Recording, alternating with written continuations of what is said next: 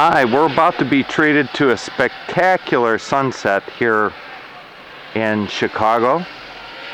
This is Norwood Park, Old Norwood Park, and welcome to February in Chicago.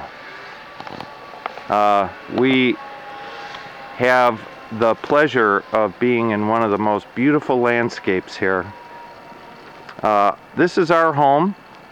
I have yet to dig it out. That's sort of what I'm up against right there, huh? That's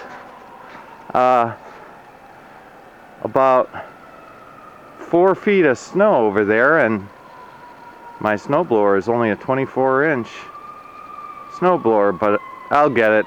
I'll have to come up here and take a picture of this once I get a track cleared next to the cars.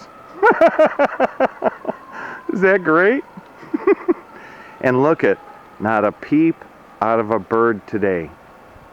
Every creature is asleep, and they are staying home because they know in a few minutes it is going to be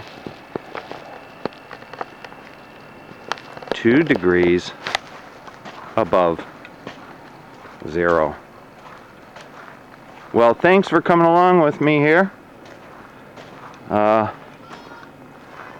Wish you were here. We could jump in the hot tub.